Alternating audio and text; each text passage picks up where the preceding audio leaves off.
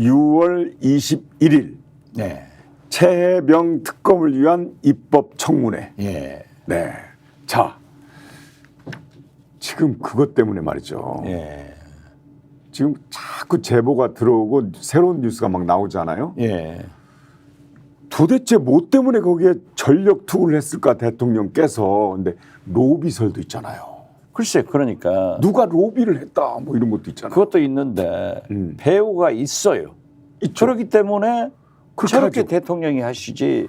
오늘 또 지금 네. 그것도 방금 나왔잖아요. 윤 대통령 복심, 이시원. 검사 출신. 옛날 서울시 6호선 간첩 조작 사건의 담당 검사입니다. 이 이시원을 21일 날 증인으로 우리가 채택해서 불렀어요.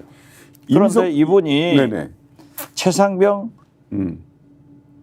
회수 당일 전방위 동시 전화를 대통령께서 개인 전화로 개인 전화로 뿐만 아니라 아니 그러니까 나는 왜 그렇게 대통령이 저만 하더라도 일개 국회의원에 불과하지만은 지금 방송을 줄이고 있어요.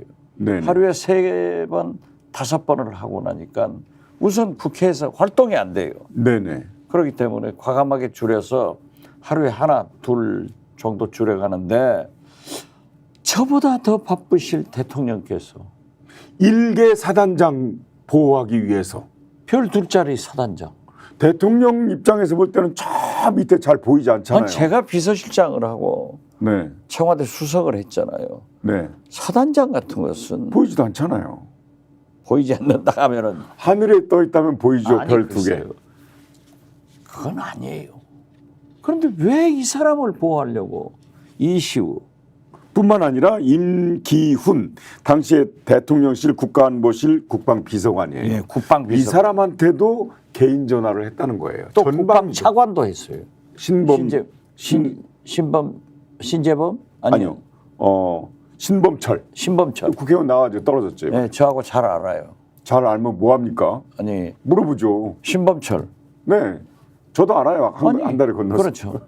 아니 저는 직접 잘 아는데 네. 여기 신범철도 우리가 증인을 불러놨어요. 네네. 왜 이렇게 대통령이 전화를 했을까요? 그래서 네네. 야 이건 진짜 천공 스승이 혹시 했나? 거기도 최상병 문제는 안 나와요. 야 그런데 천공이 지금, 네. 상속세가 60%가 있는 나라가 어딨냐? 너무 비싸다. 아 이번에 상속세 그 사람 30%로 해라. 이렇게 했는데 대통령실에서 상속세 30%로 낮추겠다고 30% 낮추겠다고. 정책실장이. 그래서 나는 저도 천공 스승까지 찾아봤다. 자 운전해서 이제 다시 원래대로 돌아옵시다. 지금 다른 문제부터 하려고 그랬는데 지금 21일 날이는 입법 청문회부터 한번 가죠. 네. 어차피 들어온 김에. 보도를 보니까 12명의 증인이 나온다고 했다면서요. 지금 우리가 네.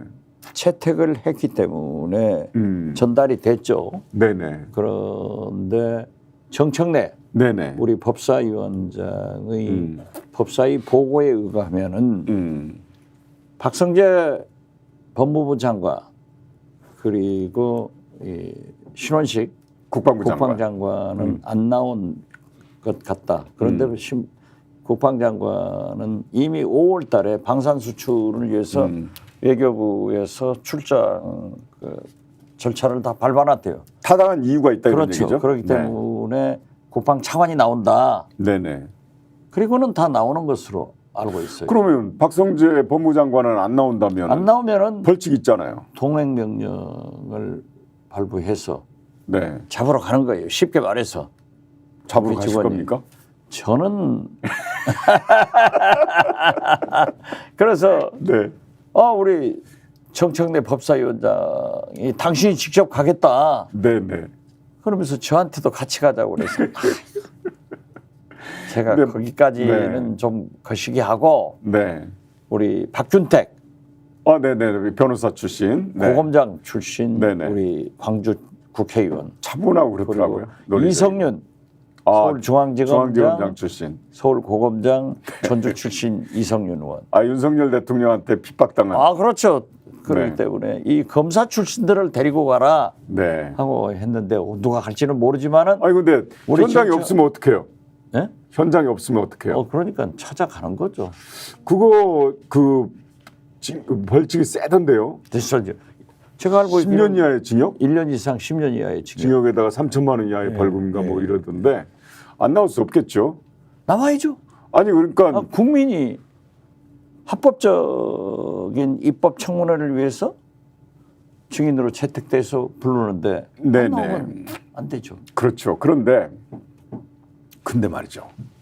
지금 국힘당이 국회에 안 들어오잖아요. 밖에서 뱅뱅 돌고 있잖아요. 그렇죠.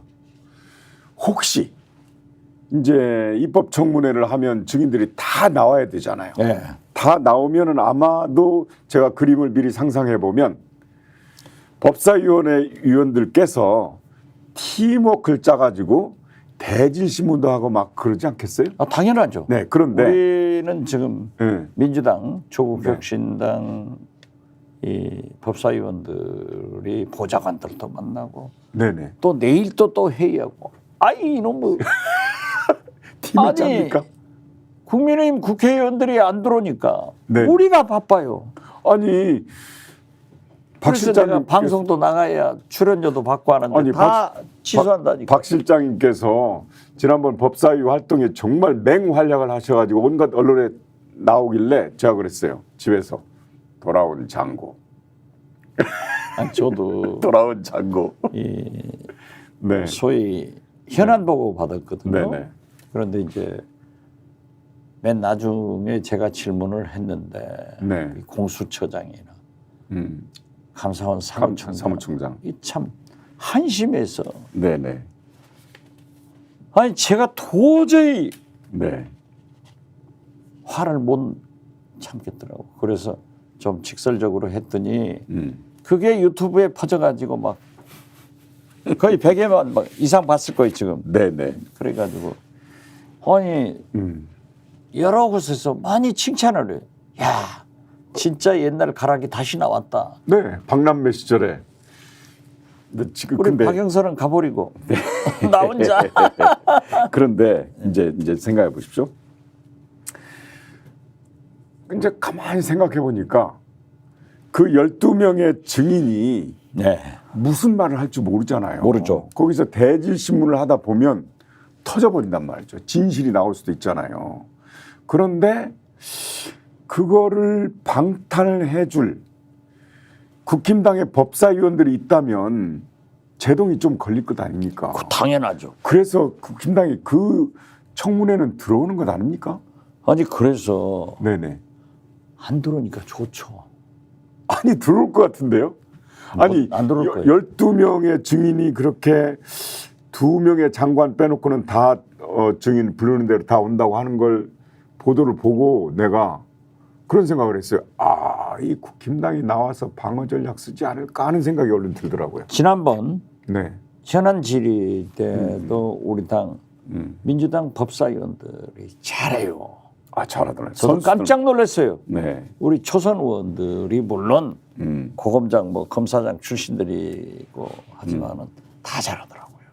잘해서 야 내가 여기서 12년을 스타를 해먹는데 스타 자리 뺄게요. 이제는 엑스트라로 전략되는구나 라고 했는데 네. 잘해요. 잘하는데 만약에 네. 국민의힘 법사위원들이 앉아 있으면은 우리가 말하는데 이제 제동을 건단 말이에요. 네네. 그리고 또 자기들 질의 차례에 가서는 거기를 변호한단 말이에요. 그렇죠. 그러니까 훨씬 더디죠. 우리가 더 걸리적거리죠. 그런데 들어올 가능성이 있다. 저는 그렇게 생각한다 이거죠. 저는 안 들어올 것 같아요. 왜냐하면 지금까지는 네이밍이 어떻게 됐냐면 최명 특검이잖아요. 네. 사실은 윤석열 대통령 특검이거든요. 저 그 얘기를 했어요. 타겟이 거기잖아요. 예. 네. 재병 특검이 아니라 이건 윤석열 특검이에요. 네네. 네, 윤석열 특검인데 전부 윤석열 대통령이 전화하고 뭐 대통령실 네네. 뭐 심지어 뭐 이 인사비서관까지 이렇게 그러니까 방탄을 윤석열 대통령 방탄을 하기 위해서 국힘당 의원이 입법 청문회에 들어올 것이다라는 게 제 예측입니다.